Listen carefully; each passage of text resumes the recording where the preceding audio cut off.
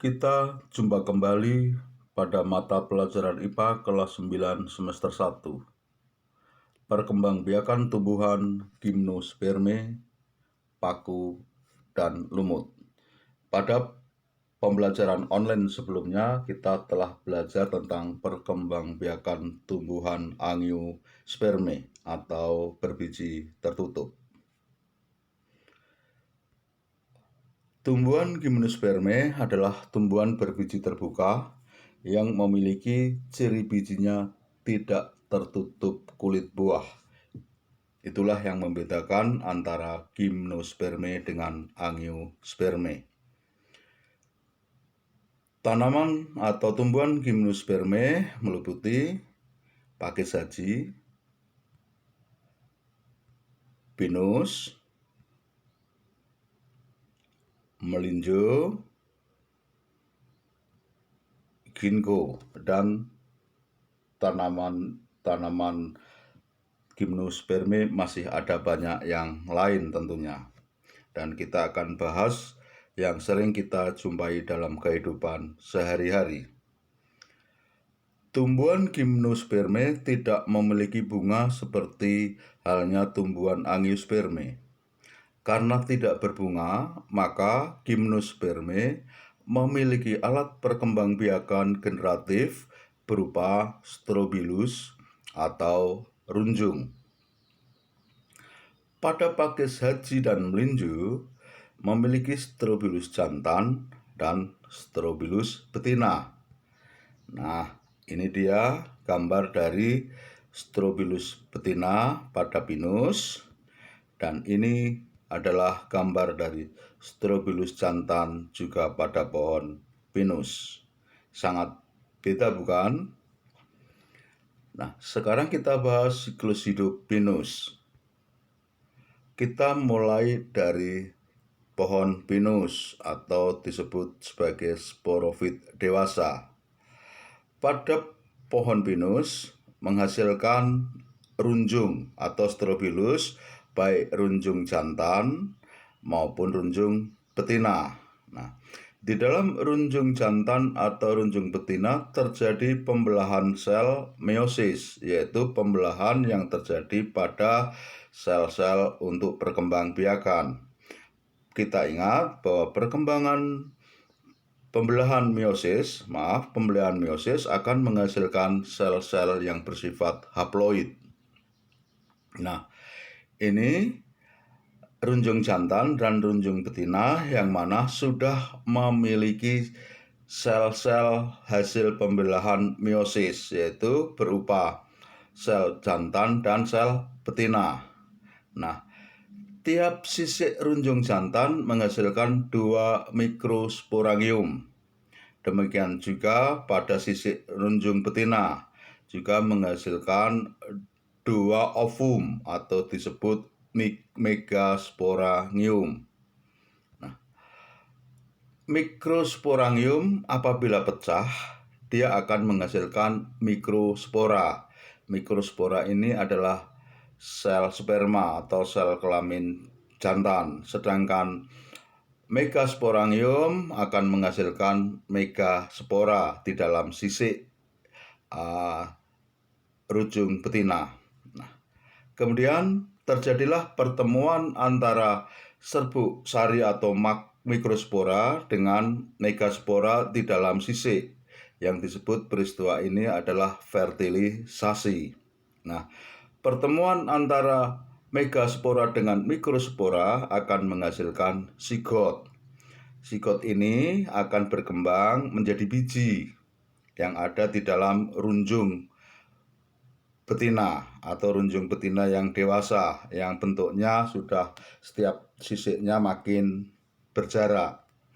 Kemudian biji di dalam sisik di runjung betina akan lepas terbawa angin karena dia memiliki seperti sayap, kemudian jatuh dan tumbuh menjadi kecambah.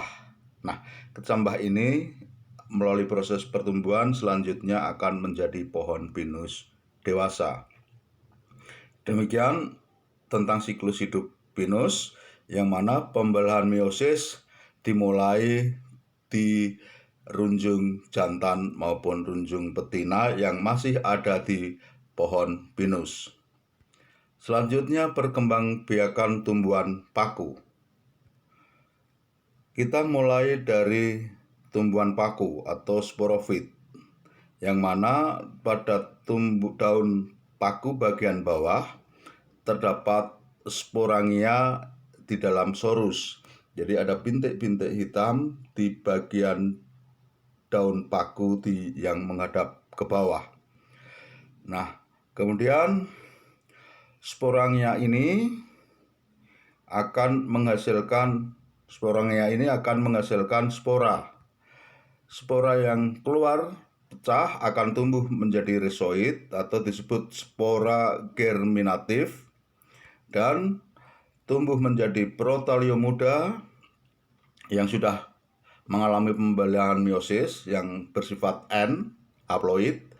Kemudian gametofit dengan organ seksual haploid ini ada dua jenis, yaitu yang antheridium menghasilkan sperma dan archegonium akan menghasilkan sel telur. Maka terjadilah fertilisasi di mana sperma yang dihasilkan antheridium akan bertemu dengan sel telur yang dihasilkan oleh archegonium. Nah, peristiwa fertilisasi ini menghasilkan embrio sporofit dalam venter yang bersifat diploid. Kalau sudah bersifat diploid, berarti dia sudah akan tumbuh menjadi individu baru. Nah, kemudian menjadi embrio sporofit, berkembang, lantas menjadi sporofit muda dalam gametofit yang sudah memiliki akar dan calon daun yang kemudian tumbuh menjadi sporofit atau tumbuhan paku. Demikian perkembangbiakan tumbuhan paku yang dimulai dari sorus yang ada di bagian bawah daun paku. Kemudian kita bahas perkembangbiakan tumbuhan lumut. Lumut, di bagian lumut terdapat antheridium dan juga archegonium yang menghasilkan sel sperma dan sel telur, di mana sel sperma akan membuahi sel telur di archegonium. Peristiwa ini yang disebut fertilisasi berlangsung di batang atau di tumbuhan lumut, yang akhirnya pertemuan antara sel sperma dan sel telur akan menghasilkan zigot. Zigot yang pada tumbuhan paku akan tumbuh menjadi sporofit muda. Sporofit muda tumbuh menjadi sporofit dewasa, dan sporofit dewasa memiliki kotak spora yang mana meiosis terjadi pada kotak spora untuk membentuk spora. Nah, spora ini apabila jatuh di tempat yang lembab akan tumbuh menjadi protonema atau lumut. Demikian siklus perkembangbiakan tumbuhan lumut yang lebih singkat daripada proses perkembangbiakan tumbuhan paku. Teknologi perkembangbiakan pada tumbuhan. Kita mengenal istilah hidroponik. Hidroponik sebagai cara penanaman tanaman dengan menggunakan larutan nutrisi dan mineral dalam air tanpa menggunakan tanah. Lihat di gambar, nampak ada peralon panjang yang atasnya diberi lubang-lubang, kemudian di dalam peralon dikasih air yang memiliki nutrisi dan mineral, kemudian diberi benih tanaman yang ditaruh di dalam gelas plastik yang berlubang untuk ditaruh kepada lubang-lubang di peralon untuk tumbuh menjadi tanaman, dan biasanya yang ditanam adalah tanaman sayur-sayuran. Kemudian kita mengenal vertikultur, yaitu sebagai cara penanaman tanaman dengan cara membuat instalasi bertingkat agar jumlah tanaman lebih banyak. Vertikultur biasa dilakukan untuk daerah-daerah yang kekurangan lahan untuk bertanam.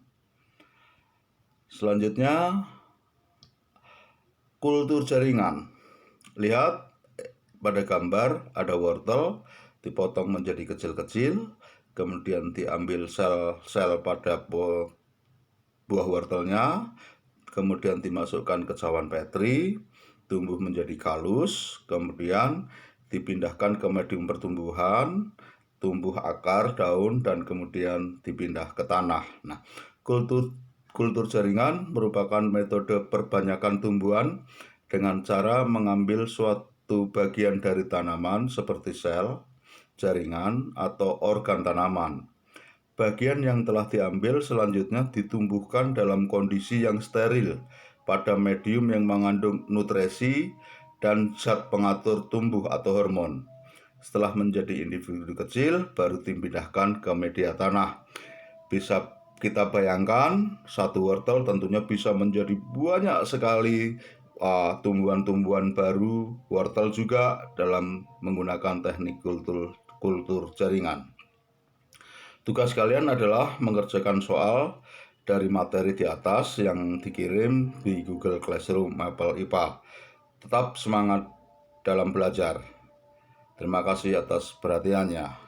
Assalamualaikum warahmatullahi wabarakatuh.